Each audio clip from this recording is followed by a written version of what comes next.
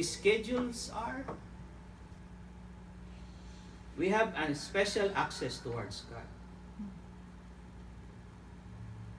Our example here is a friend who needs a help from a friend. It's just a friend, but us, we have an access to God. He is our Heavenly Father and we are His children.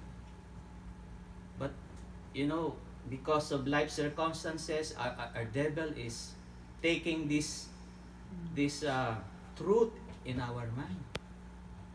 He is stealing it. And sometimes we question, Lord, do you really hear me? Malakas ba ako sa iyo, Panginoon?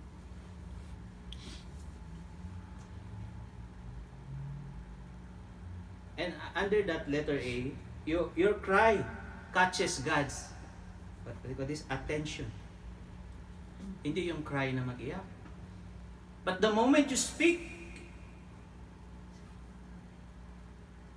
like a troubled child, when his earthly father, hears his cry, "Help me, Father!"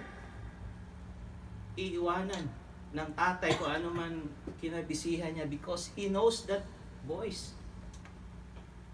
Your cry catches God's attention, or He loves you. Again and again, we are taught that Jesus died for us, but because of so many circumstances, we don't appreciate that. But He died for us. He catches, your cry, your prayer catches God's attention. When this neighbor asks his neighbor who is sleeping, "Help me, I need bread, I have visitors." That neighbor said, I know that voice. It is from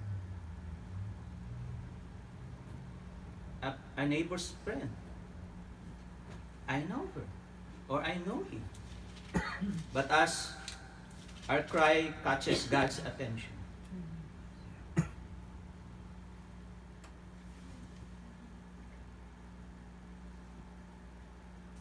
later we're going to pray.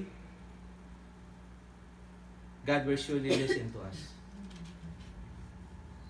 Our Father wants us to ask from Him. Verse 9 and 10. Ask. Do I need to pray? It seems the Lord knew everything I need. But that is the principle. There are principles to follow when we come to God in prayer. In verse 9 to 10, it says the principles in finding God's favor: ask and it shall be given you. Seek, you shall find. Knock and it shall be opened to you.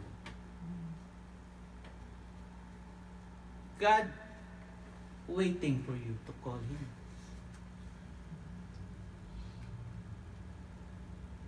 Do you remember that first cry of your child? It seems like a music to your ears. Oh, that's my child. Especially when he calls you Mama. He calls you Papa.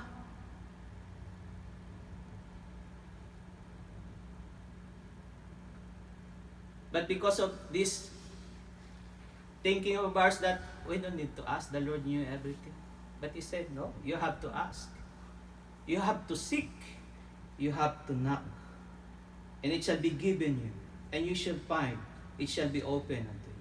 God knew our necessities in life, but He wants us to develop our humility.